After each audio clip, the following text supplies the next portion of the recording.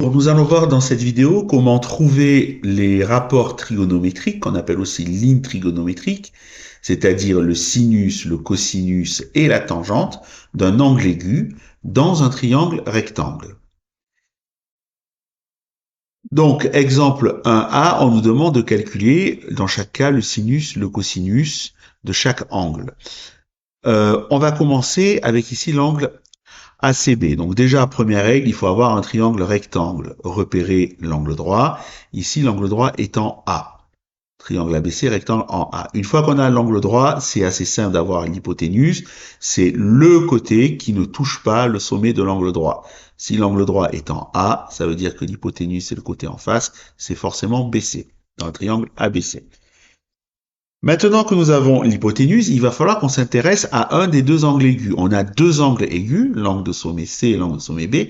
Ici, on voit qu'on me demande l'angle de sommet C, l'angle ACB. Donc, je commence par coder l'angle ACB pour qu'il apparaisse bien. Et alors, pour trouver le côté adjacent à cet angle orange, on voit que cet angle orange, il a deux branches, deux demi-droites, CA et CB, qui forment l'angle, qui sont les bords de l'angle orange. Il y en a une des deux demi-droites sur laquelle s'appuie l'hypoténuse. Donc forcément, le côté adjacent, c'est l'autre côté. Ça va être le côté ici que vous voyez en bleu, c'est donc le côté AC ou CA, c'est le même segment. Et enfin, le troisième côté, c'est-à-dire le côté, pareil, qui ne touche pas le sommet de l'angle ACB, puisque l'angle ACB, c'est l'angle de sommet C.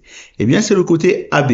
Ce côté AB, on va dire que c'est le côté opposé de l'angle ACB. Voilà, une fois que vous avez l'hypoténuse, le côté adjacent, le côté opposé, vous appliquez les formules. Le cosinus de l'angle ACB, c'est le côté adjacent. Sur l'hypoténuse, le côté adjacent, c'est AC. Sur l'hypoténuse, c'est BC. Le sinus, c'est le côté opposé sur l'hypoténuse. Le côté opposé, c'est AB, le côté rouge, et l'hypoténuse, c'est toujours BC. Et enfin, la tangente, c'est le côté opposé sur le côté adjacent, c'est-à-dire le côté opposé, c'est AB, le côté adjacent, c'est AC. Quand vous changez d'angle, maintenant, c'est plus l'angle ACB, c'est l'angle ABC. Attention, l'hypoténuse reste toujours la même, c'est toujours BC, mais en revanche, puisque l'angle change, le côté adjacent et le côté opposé ne seront plus les mêmes. Donc vous voyez que l'hypoténuse c'est toujours BC, mon angle il n'est plus ici, mais il est ici, l'angle ABC. ABC. À partir de là, il est bordé par deux côtés, le côté BC qui est l'hypoténuse et le côté BA. Le côté BA sera donc le côté adjacent pour cet angle-là. Et enfin, le côté opposé à l'angle de sommet B, eh bien, c'est le côté qui ne touche pas le sommet B, c'est le côté CA. Vous appliquez AC. Si vous appliquez les mêmes formules, le cosinus, mais attention, les lettres ne seront plus les mêmes.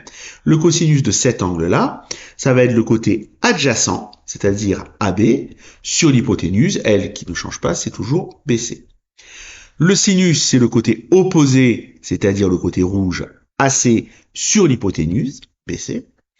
Et la tangente, c'est le côté opposé, ici c'est AC, sur le côté adjacent, ici c'est AB. Donc vous voyez bien qu'en fonction de l'angle aigu qui va nous intéresser, on n'aura pas le même côté opposé et pas le même côté adjacent. Ça, il faudra voir dans l'énoncé ce qu'on vous demande. Il est aussi très important de retenir les formules du sinus, du cosinus, de la tangente.